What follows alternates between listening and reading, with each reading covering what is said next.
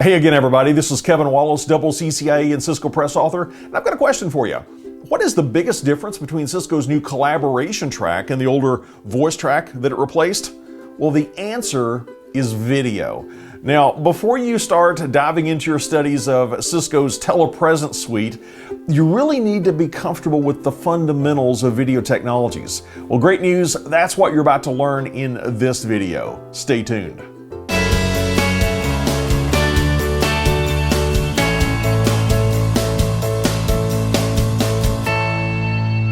In this video, we want to take a look at a few different examples of how video might be showing up in today's networks, and then we've got some terms to define. As we wade into the video waters, we've got all sorts of things to learn about, like refresh rates and frame rates and pixels, different MPEG standards, what codec are we going to be using to send video over the network, and we're going to cover all of that in this video, and then in our upcoming videos, we're going to get into some specific Cisco solutions and see how to set up some of those solutions. But let's get started by taking a look at where we might start to see video in our networks.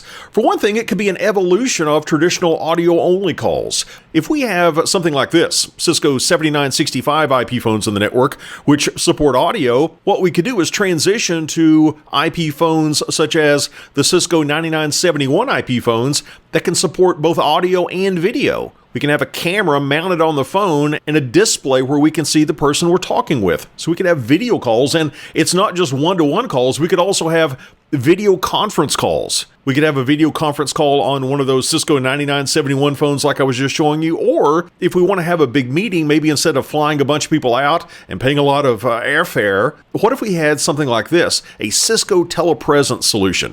We're going to be talking a lot more about telepresence in upcoming videos, but here's a preview of it. With a telepresence solution, we can have high-definition video, like we see here on different screens, coming from people all over the world. The audio is CD quality, and because the screen size is so large and the quality of the audio and the video is so good, it starts to feel, to use Cisco's marketing term, immersive. It really does. I've used a telepresence system before, and it really does have the feel of talking to someone in person.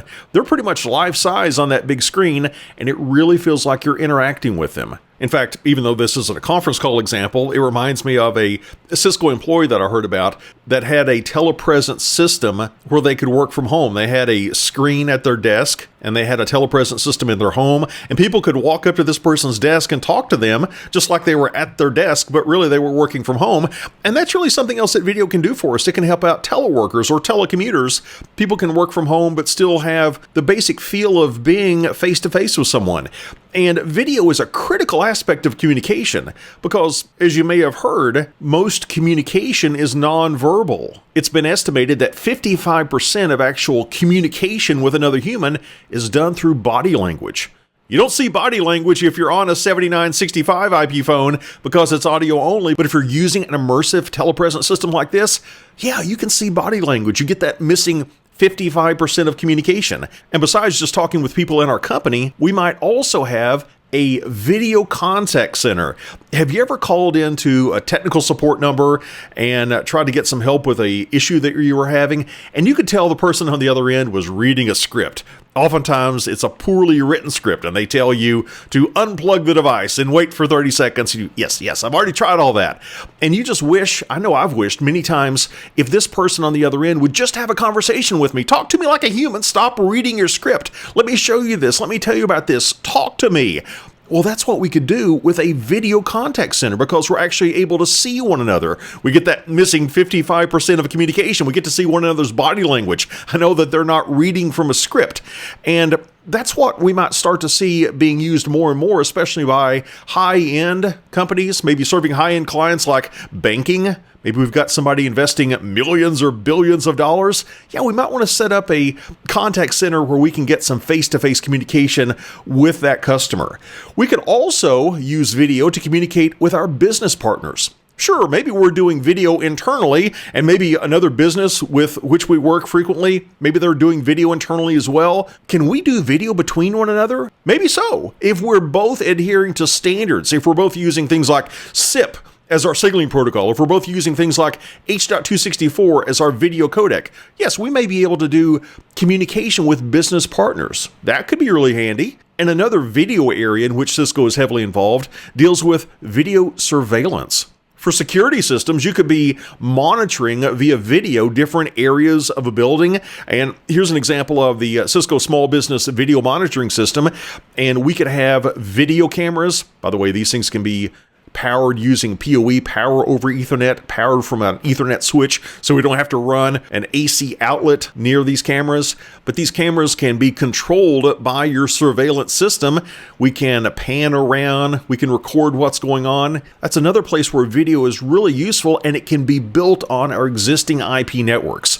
And now that we've got a taste for just some of the possible uses of video in today's modern networks, before we get into the Cisco-specific solutions in our upcoming videos, there are some terms we need to go through. We need to step back a little bit in time and go through some traditional video terms. The first term we want to think about is frames per second. How many images are we projecting every second? This is also referred to as frame rate. Think of a reel of movie film that you might go to a theater and see. Typically, that projector is projecting 24 separate frames on the screen every second. That's a frame rate of 24 frames per second. Now, digital video commonly uses 30 frames per second. Obviously, the more frames per second, the smoother the motion can be. Really, at a minimum, for your eyes to believe that you're watching smooth motion, at a minimum, you don't want to go below about 15 frames per second.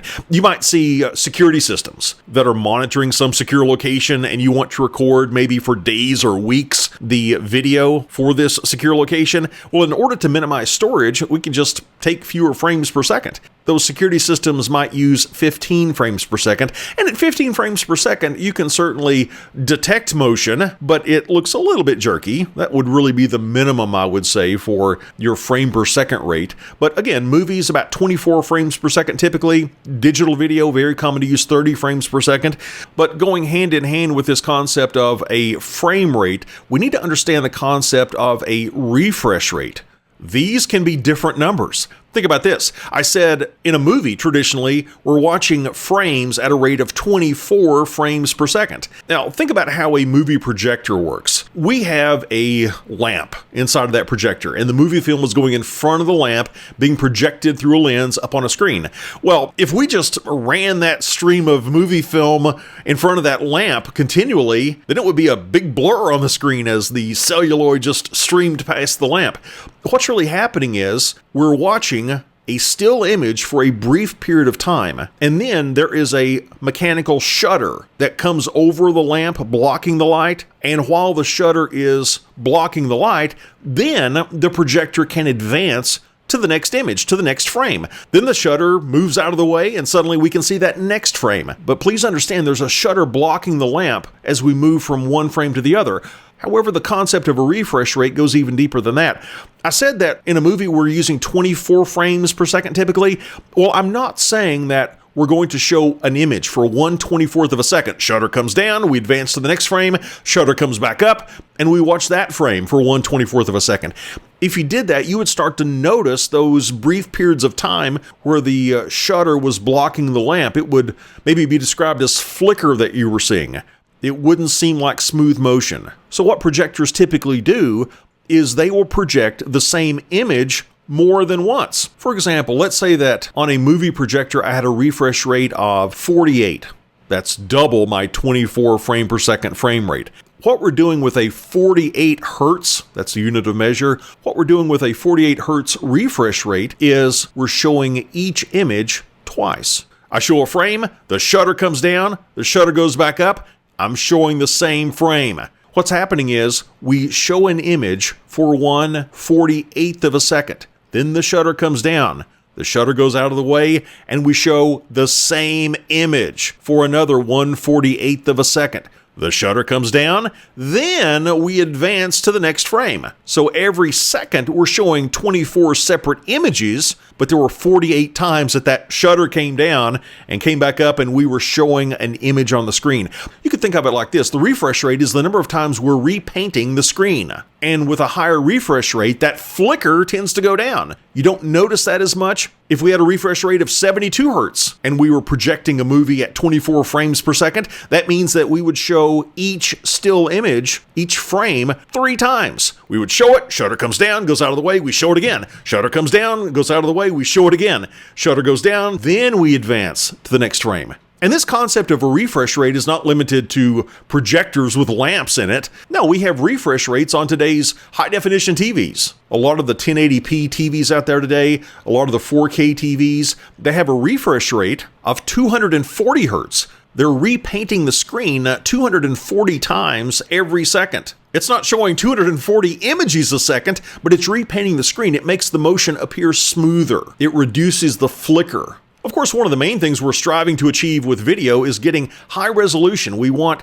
high definition images, maybe as much as our bandwidth will support. Obviously, higher resolution might demand that we give it more bandwidth to send more information to get that higher resolution. But based on the concept of a refresh rate, we can play a little trick. We can squeeze out some extra resolution by using interlaced video. Think about this. Let's imagine that we want to send a high definition image. Maybe we want to send an image with 1080 horizontal lines, but we don't really have enough bandwidth, or the hardware isn't really powerful enough to support painting 1080 horizontal lines during each refresh cycle. What if we did this? What if we had a refresh rate on a TV of 60 hertz and we're sending digital video with a frame rate of 30 frames per second? Well, that makes it sound like we're sending each frame twice. We send it, and in the next refresh cycle, we send it again. Then we move on to the next frame. We send it. During the next refresh cycle, we send it again, and then we go to the next frame. What if we did this? If I don't have enough bandwidth to paint all 1080 horizontal lines during each refresh cycle, what if I just sent half of the lines? That's what we can do with interlaced video. With interlaced video, during one refresh rate cycle, I can send the odd number lines. I can send lines 1, 3, 5, 7, 9, and so on. And during the next refresh rate cycle, I could send the even numbered lines, lines 2, 4, 6, 8, 10, and so on. That way, I have sent the entire image using 2 refresh rate cycles. Now, it's the same image. After all, I was going to end up showing the same image twice anyway, because my refresh rate was 60 hertz and my frames per second was 30 frames per second. I was going to show the same image anyway. It's not like I'm missing an image. No, what I did was I just sent half of the image during one refresh rate cycle and the other half during another refresh rate cycle. And even though we didn't have the bandwidth to support the painting of 1080 horizontal lines during each cycle, I could support half of that. I sent 540 horizontal lines during each refresh rate cycle, and now I can send 30 distinct frames per second at high resolution using interlaced video. In fact, that standard is called 1080i. You're getting 1080 horizontal lines of resolution, and the I means that it is interlaced video. Of course, interlaced video is going to look a little bit blurrier. It's not going to be as crisp. The motion is not going to appear as smooth as if you painted the entire screen during each refresh rate cycle. So if your hardware supports it, if your bandwidth supports it, you can get a better image by using, instead of interlaced video, you can use progressive video. With progressive video, during each refresh rate cycle, you're painting the entire image, the entire frame.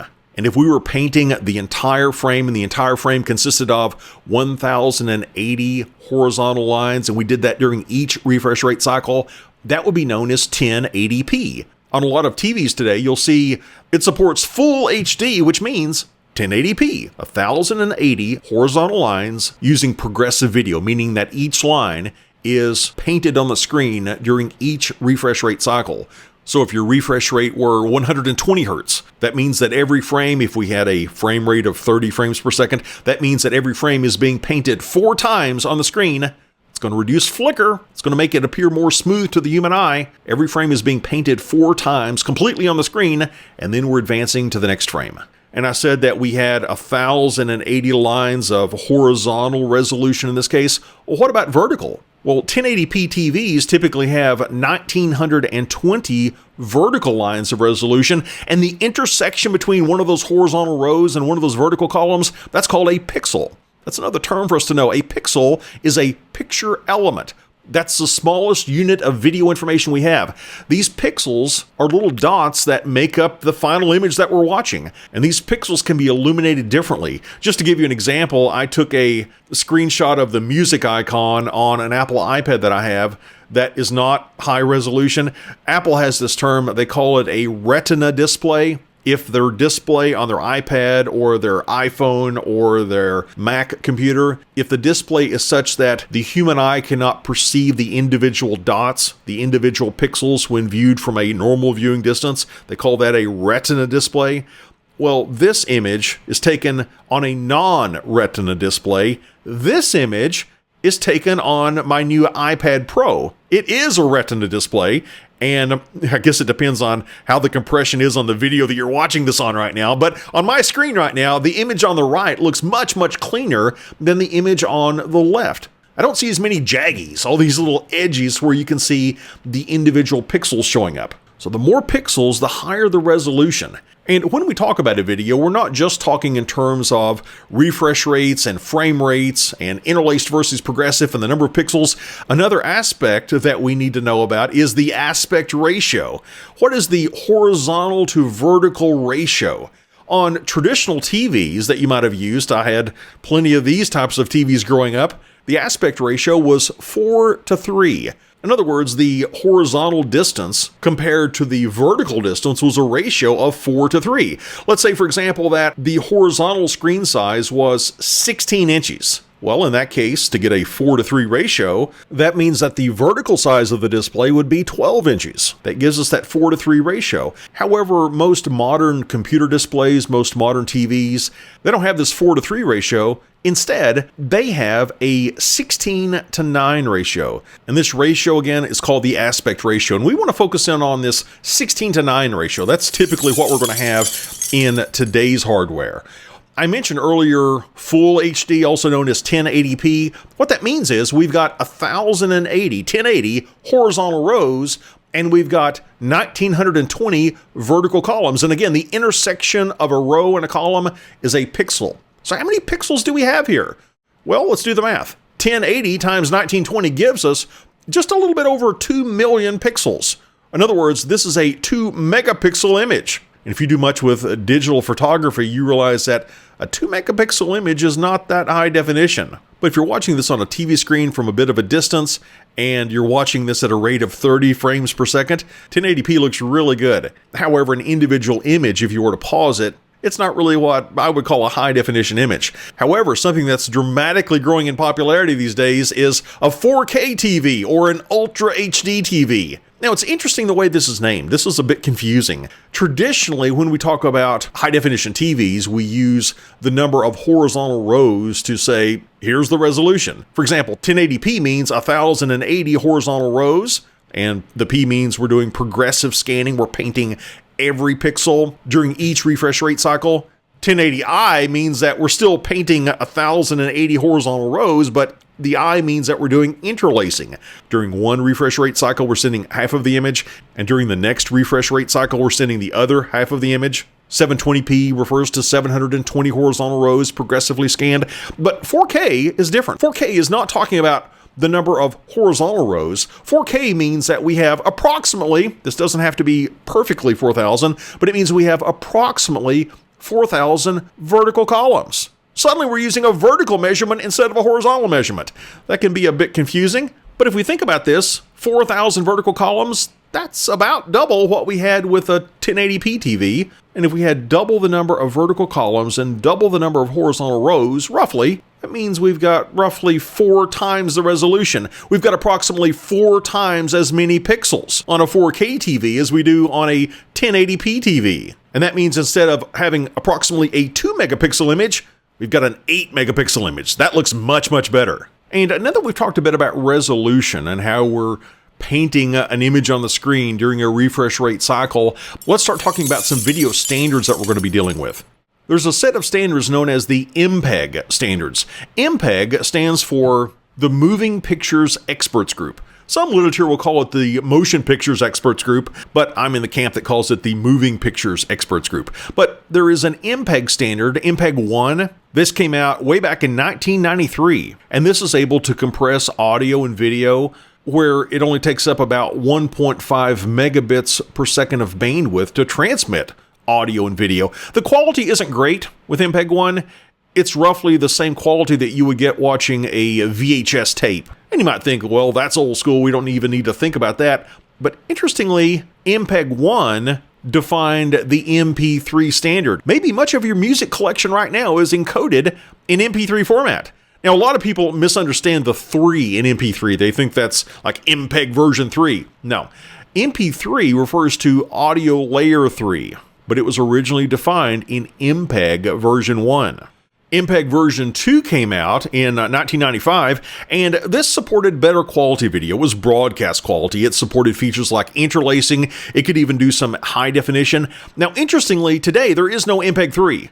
There was an MPEG 3 for a brief time, but many of its features were deemed somewhat redundant with what we already had in MPEG 2, and the new MPEG 3 features, they were just kind of rolled in. They were absorbed by MPEG 2. So there is no current MPEG 3. There is, and it's very important to know this, there is an MPEG 4. MPEG 4, you might guess, offers us better compression than MPEG 2. And one of the flavors of MPEG 4 that I want you to know about is MPEG 4 Part 10 Advanced Video Coding, also known as MPEG 4 AVC.